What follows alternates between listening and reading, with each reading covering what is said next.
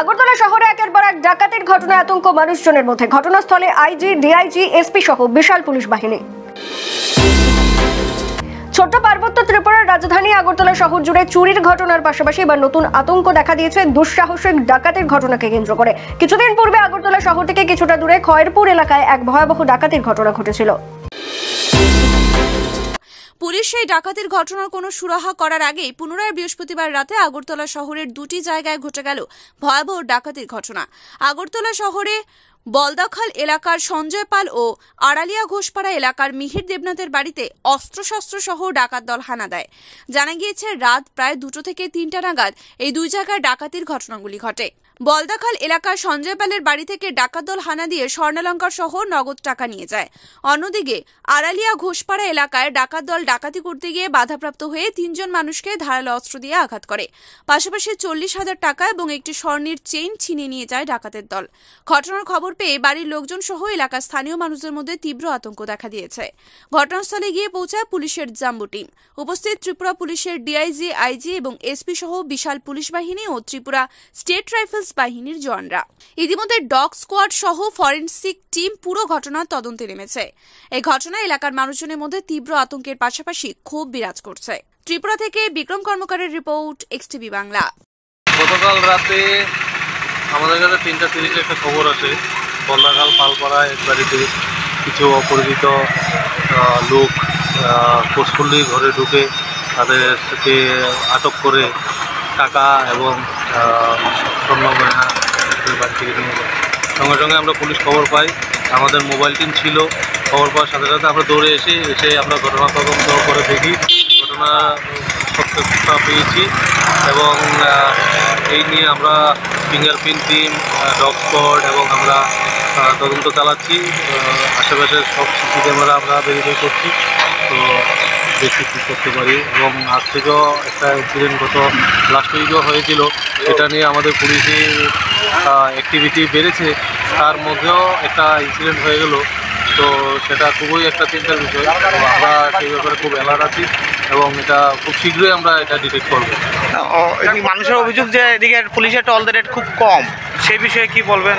না, অ্যাকচুয়ালি টহলদারি আছে, কম না, আরও বরং বেড়েছে, কিন্তু তার মাঝেও ওরা ওদের অ্যাক্টিভিটি চালিয়ে যাচ্ছে। সেটা আমাদের জন্য একটা চ্যালেঞ্জ। আমরা এই চ্যালেঞ্জ খুব শীঘ্রই এটা প্রতিহত করব।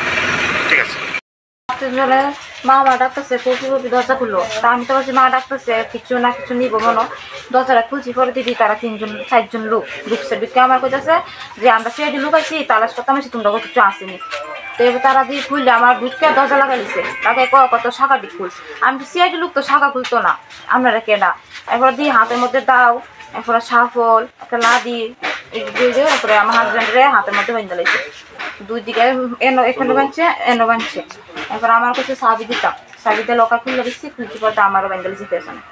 বেঁধে তো তারা একটা নিচে, তারা খুলবে কেটা নিছে, আমার ছুরি নিচে, লাল পড়া নিচে, চেন নিচে, কানের নিচে, মোবাইল নিচে 2টা। তারপর আমার শাশুড়ি ঘর থেকে নিচে মোবাইল, শাশুড়ি ঘর থেকে চেন, আংটি, কানের, টাকা। কত টাকা? আমার শাশুড়ি ঘর থেকে নিচে 20,000 টাকা, আমরা ঘর থেকে 50,000 টাকা। কেউ কি আহত হয়েছে? না, হয়তো স্যার আমার শুধু একটা চোর দিচ্ছে। আমি যখন কইছি যখন আমার আর কিছু নাই করার মতো, তখন আমার একটা চোর মারছে। মায়েরা কয়ে তুই কথা বসতে লিখে কইছি তোরা সাউন্ড করতি না, তখন আমার একটা দিচ্ছে দিয়া। কোন জায়গা এটা? এটা বলদাখাল পালপাড়া। আপনার নাম কি? কপি পাল।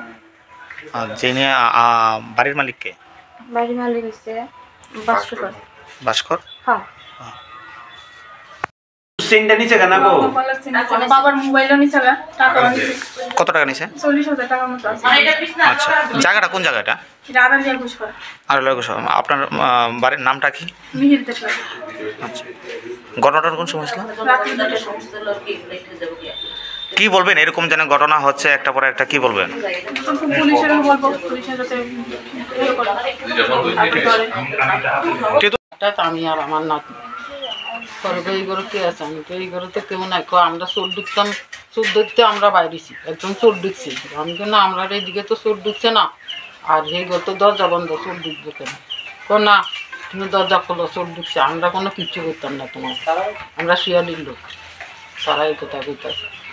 আমি তো তারা তো ঘুমাই দিছে এখন কি কয় তুমি আয়ো না আমার ধরে আনছে এর জন্য দা ধরে রাখছে আরেকজনে হাতও ধরে রাখছে আমি তো কাঁদতে আসি আমি তো হইরা যাইতে আসি তুমি ডরাও না তোমার কিছু করতাম না তোমার মা ডাকছি না তুমি ডাকো পরে আমার বউর আমি ডাকছি কি গৌড তারা তো মনে করছে মা ডাকছে বুড়া মা কি লাগবে না কি কি অসুবিধা দরজা খুলছে আগে তো তারা ঢুকছে ঢুকিয়া তারাই ওই একটা গামছা আসলো গামছাটা দিয়ে তো সেই শব্দ করবি না আমরা কিছু করতাম না আমরা একটু এই দেখবো ঘরে চোখ ঢুকছে তো এই গামছাটা ছিঁড়া আমার ছেলেরে বাঁধছে এখানে বান্ধা হিসমরা বান্ধা তারপরে পরে বলে কয় তোরা তো সারা দিতে ছেলে যখন বাঁধছে তখন তো আমার আর দূষণ বউ তো ডরে হাতের সারা দিতে দিচ্ছে পরে সাবি দিবি গড্ডে হচ্ছে সাবি দিবি বউ আবার বলছে আমরা সিআরডির লোক করলে সাঁতার তুলতে পারবো কেন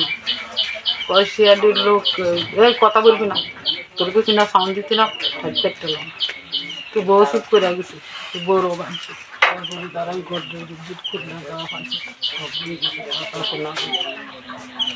ঠিক আছে।